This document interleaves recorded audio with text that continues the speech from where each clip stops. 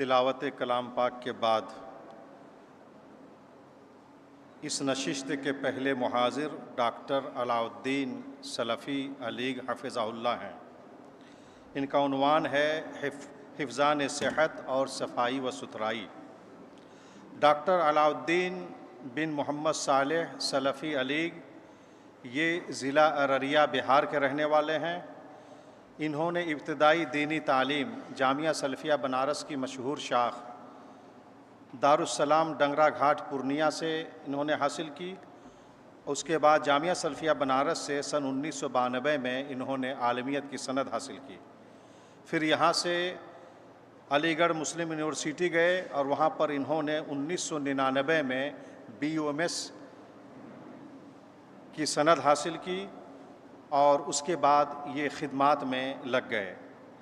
سن 2001 سے 2003 تک توحید ڈسپنسری کشن گنج بہار میں انہوں نے طبی خدمات انجام دیا اور سن 2004 سے لے کر کے 2009 تک الشفا سوسائٹی میڈیکل کیمپس و رفاہی خدمات میں انہوں نے طبی خدمات انجام دیا اور 2010 سے لے کر کے اب تک حکومت بہار کے محکمہ صحت سرکاری محکمہ صحت میں یہ طبی خدمات انجام دے رہے ہیں۔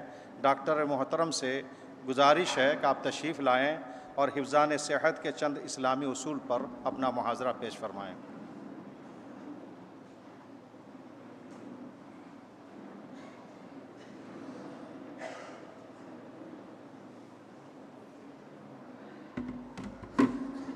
السلام علیکم۔ الحمد للہ رب العالمین والصلاة والسلام علی رسولہ الامین وبعد۔ فقال تعالی وَإِذَا مَرِضْتُ فَهُوَ يَشْفِينِ۔ قال رسول اللہ صلی اللہ علیہ وسلم الطہور شطر الایمان۔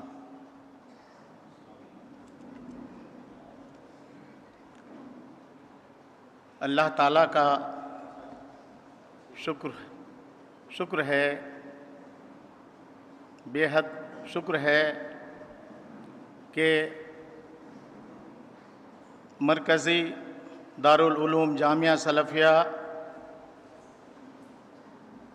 کو اللہ تعالیٰ نے توفیق دی کہ حفظان صحت، اسباب بچاؤ اور علاج کے موضوع پر علمی پروگرام کرنے کا موقع اللہ تعالیٰ نے دیا۔ ہم شکر گزار ہیں تمام اراکین، اساتذہ، طلبہ اور خصوصاً شیخ الجامعہ اور اس ادارے کے روح رواں جناب ناظم صاحب کا بے حد ممنون و مشکور ہیں کہ اس موقع سے ہم اطباء کو یہاں مدعو کر کے صحت بیداری مہم چلائی۔ فللہ حمد و شکر۔ اس کے بعد میں یہ کہوں گا کہ سب سے بڑی دولت جو انسان کو حاصل ہے وہ صحت کی ہے۔ صحت نہیں ہے تو کچھ بھی نہیں ہے۔ مثلاً آپ کے پاس عمدہ گھر ہو، عمدہ مکان ہو، اچھی نوکری ہو، اچھی تجارت ہو اور اچھی گاڑیاں ہو، عیش و عشرت کے سارے سامان موجود ہوں، پر صحت نہیں ہے تو کچھ بھی نہیں ہے۔ اسی لیے کہا جاتا ہے کہ صحت ہزار نعمت ہے۔ Health is wealth. معزز سامعین کرام، اسی سلسلے میں صحت کی حفاظت کیسے کی جائے، और बीमारी से कैसे बचा जाए, इस पर गुफ्तगू होगी। सेहत के जो अहम उसूल हैं और हिफ्ज़ान सेहत के चंद अहम उसूल की तरफ मैं इशारा करना चाहता हूं और बताना चाहता हूं,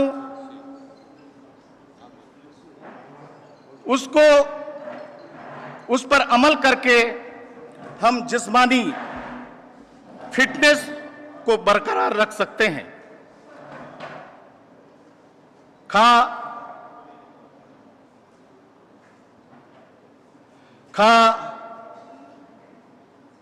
हम बच्चे, जवान, मर्द, औरत, इसमें इन उसूलों पर अमल करके हम सेहत की हिफाजत कर सकते हैं। सबसे पहली चीज जो सेहत के लिए लाजिम है, बल्कि जिस्म की नशोनुमा और जिंदगी का दारो मदार इस पर है, वो बैलेंस डाइट, मुतवाजिन ग़िज़ा। मुतवाजिन ग़िज़ा के कंपोनेंट्स और अज़ाए तरकीबी, जिसमें कार्बोहाइड्रेट, फैट, प्रोटीन, विटामिन्स और मिनरल्स ये शामिल हैं। जो बैलेंस डाइट है उसमें ये नशास्ताजात, हयातीन और चर्बी, ये विटामिन्स, ये और मादनियात, मिनरल्स ये शामिल होते हैं। इसमें बैलेंस रखनी जरूरी है। इन अज़ाए तरकीबी में बैलेंस और तवाज़ुन रखना जरूरी है। इसमें हम सब क्या करते हैं कि ओवर ईटिंग कर लेते हैं, यानी एतदाल की जिंदगी, खुराक में भी एतदाल होनी चाहिए, तो ओवर ईटिंग कर लेते हैं। हमारे जिस्म को 2500 से लेकर 3000 कैलोरीज की जरूरत होती है।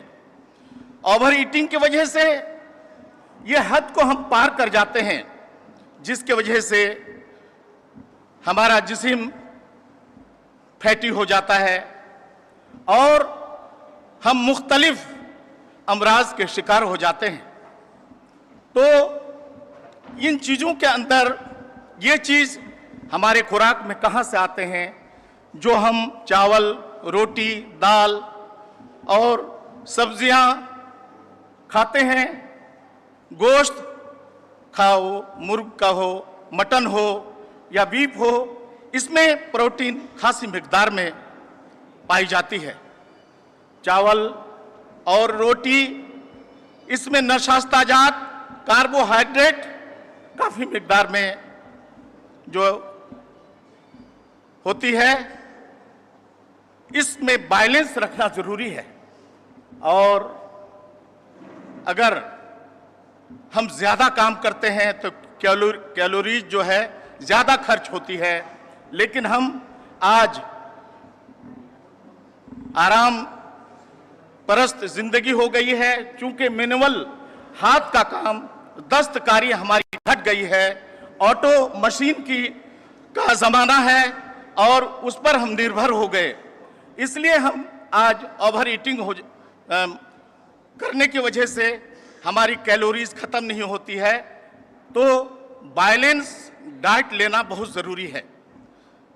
और इसी तरह से जैसे एक खाने के बाद फौरन दूसरा खाना खा लेते हैं, ये भी सेहत के लिए नुकसानदेह है।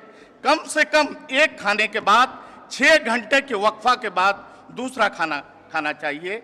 ये जदीद साइंस, मेडिकल साइंस बता रही है। और दूसरी बात यह है कि दूसरा जो नुक्ता है, रेगुलर एक्सरसाइज, मुतवातिर वर्जिश जरूरी है। वर्जिश और एक्सरसाइज से हम जो बॉडी के अंदर मजीद फैट जमा हो जाती है उसको हम कम कर सकते हैं, चाहे वो मॉडरेट इंटेंसिटी की वर्जिश हो, चाहे हाई इंटेंसिटी की वर्जिश हो।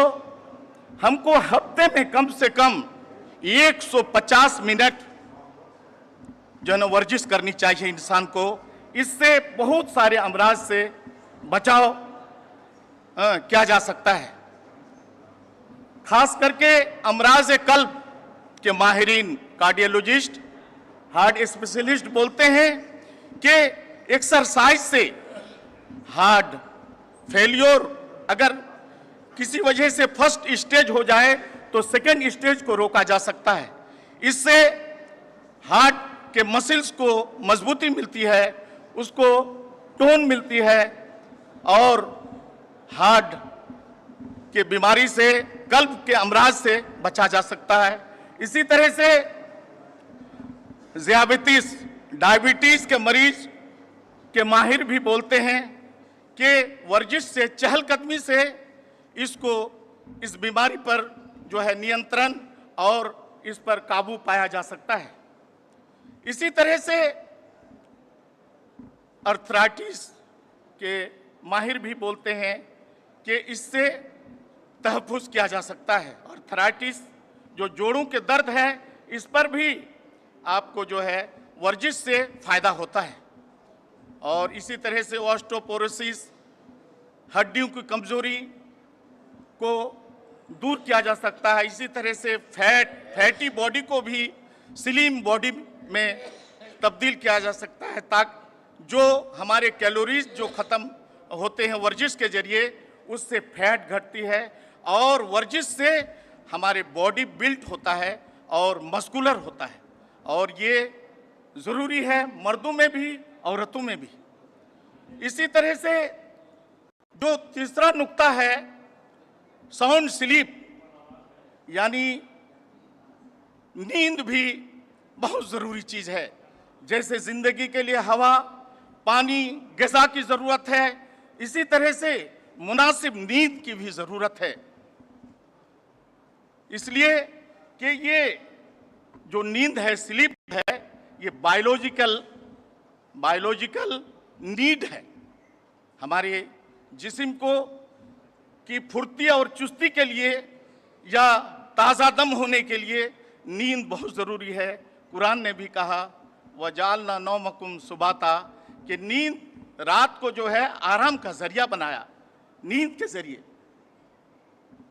मेरे भाइयों, इसी तरह से चौथा नुक्ता यह है कि स्ट्रेस, आजकल के कॉम्पिटिटिव ज़िंदगी में स्ट्रेस में बहुत ज़्यादा जीते हैं। स्ट्रेस को कम करना होगा।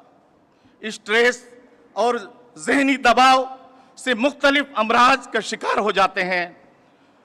कल्ब की बीमारी हो जाती है, इसी तरह से मैदा खराब हो जाता है और एंजाइटी और डिप्रेशन के शिकार हो जाते हैं। इसलिए हमको जो है ज़रूरियात पर काबू पाना होगा और हम अपनी ज़रूरियात को कम कर दें और हम अपनी सेहत के लिए कुछ जो है वर्जिश करें, इबादत करें, कुरान की तिलावत करें, हम चहलकदमी करें। और हर वक्त काम करने से ज़हनी दबाव हो जाता है, स्ट्रेस हो जाता है। और पांचवा नुक्ता जो मैंने याद किया है कि हमारी बॉडी जो है ये 75% मेडिकल साइंस के मुताबिक इसमें लिक्विड और पानी के शक्ल में, लिक्विड के शक्ल में है और 25% और दूसरे अदर चीज़। तो डिहाइड्रेशन नहीं होनी चाहिए, पानी की कमी नहीं होनी चाहिए, बल्कि बॉडी हमारा हाइड्रेट रहे। और اس کے لیے جو ہے میڈیکل سائنس بتاتی ہے کم سے کم 8 گلاس پانی لینا ضروری ہے تاکہ ہمارے کڈنی کا فلٹریشن انٹاکسیکیٹ ہوتے رہے، جو گندگی ہمارے جسم میں کھانے پینے سے آتی ہے اس کے ایکسکریشن اور وہ باہر خارج ہو جائے۔ اور اسی طرح سے جو چھٹا پوائنٹ ہے وہ یہ ہے کہ ہم اسموکنگ تدخین سے بچیں اور الکوہل شراب نوشی سے بچیں۔ یہ زندگی جو ہے الخبائث ہے۔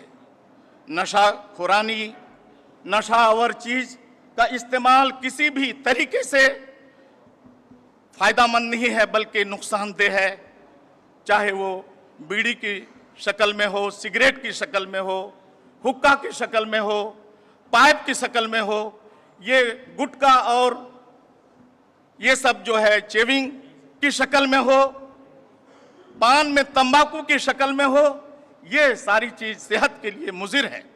مضر صحت چیز سے، مضر صحت تمام اشیاء سے بچنے کی ضرورت ہے۔ الکوہل کو الخبائث، شراب کو الخبائث کہا گیا، اور جانتے ہیں یہ صحت کو خراب کرنے کے ساتھ ساتھ مخرب اخلاق بھی ہے۔ کتنے غلط کام کر جاتے ہیں شراب نوشی کے بعد۔ اس لیے اللہ تعالیٰ نے جن چیزوں کو، جن اشیاء کو انسان کے لیے حرام کیا، اس میں جو ہے نقصان ہی نقصان ہے، بلکہ انسان کے لیے اس میں نفع نہیں ہے۔ میرے بھائیے، اسی طرح سے شراب سے اور اسموکنگ سے بھی ہم کو بچنا ہے، تب ہم صحت کی حفاظت کر سکتے ہیں۔ 7ویں چیز یہ ہے کہ ہم ریگولر باڈی کا چیک اپ کرائیں۔ باڈی کا چیک اپ ضروری ہے۔ خدا نہ خواستہ آپ بیمار ہیں تو ڈاکٹر جو آپ کو ٹائم دیتے ہیں، مراجعہ کے لیے جو وقت دیتے ہیں، اس میں جانا ضروری ہے۔ لیکن خدا نہ خواستہ اگر بیمار نہیں ہیں پھر بھی آپ کو سال میں 1 آدھ بار روٹین چیک کر لینی چاہیے، تاکہ جسم کے اندر کولیسٹرول، یورک ایسڈ وغیرہ کا پتہ چلے۔ اور کچھ بیماری ایسی ہوتی ہے کہ وہ جو ہے خاموشی سے وہ جو ہے بدن میں اثر کر جاتی ہے اور آپ کو پتہ بھی نہیں چلتا ہے۔ اس لیے باڈی کا چیک اپ کرانا بہت ضروری ہے۔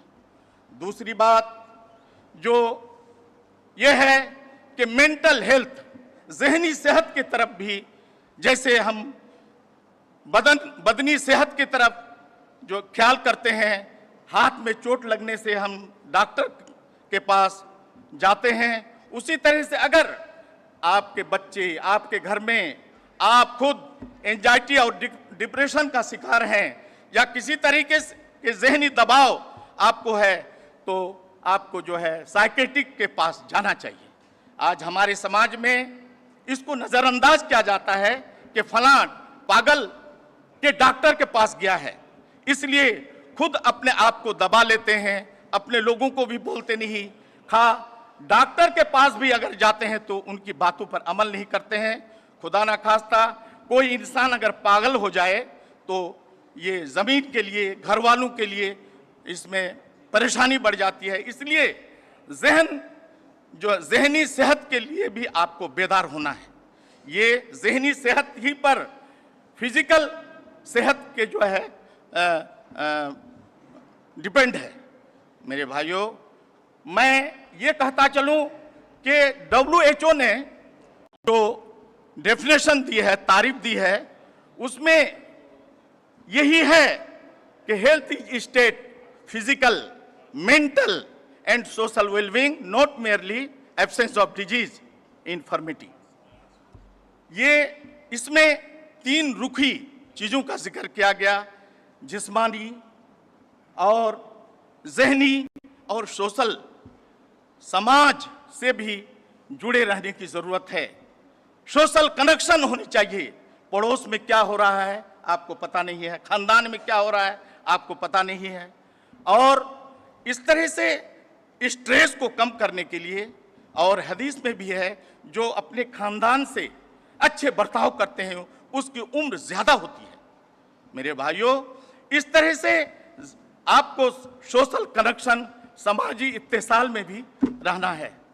और एक पॉइंट मैं ये बताना चाहता हूँ कि हेल्दी हैबिट्स आपको इख्तियार करना है। जैसे ड्राइविंग कर रहे हैं तो केयरफुल करना है, और जो आप जानते हैं कि ये बैड हैबिट क्या है, जैसे तंबाकू चेविंग, सिगरेट नोशी, शराब नोशी, ये बैड हैबिट है आपके लिए, इनसे बचना बहुत ज़रूरी है। और हेल्दी रहने के लिए आप खुदा ना खास्ता बीमार हो, उससे आपको जो है उससे पहले ही बेहतर जो है सेहत के लिए सोचना है। इसी को हिफ्ज़ान सेहत बोलते हैं। और बचाव इलाज से बेहतर है, prevention is better than cure. तो मैं ये कह रहा था, और मैं कुछ पॉइंट्स गिनाए, इस पर चलकर हम अच्छी सेहत को हासिल कर सकते हैं, और हिफ्ज़ान सेहत के ये चंद उसूल थे। दूसरा जो मेरा उन्वान का पहलू है वो ये है कि सफाई और सुथराई। मैंने हदीस पढ़ी है, वो बेसिक हदीस है कि आधा यानी इस्लाम का जो अमाल हैं उसको तकसीम किया जाए तो सफाई सुथराई से आधा जो है अहकाम मौजूद हैं।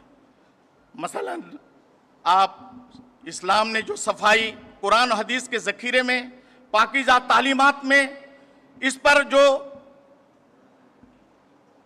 ध्यान दिया गया, इस पर तवज्जो दी गई, उसको इस हदीस के अंदर बयान किया गया कि अत्तहुरु निस्फुल ईमान या शत्रुल ईमान, जो है साफ सुथराई आधा ईमान है। मेरे भाइयों, इस तरह से मोअज़्ज़ज़ सामीन, जैसे मसलन नमाज कितनी अहम इबादत है,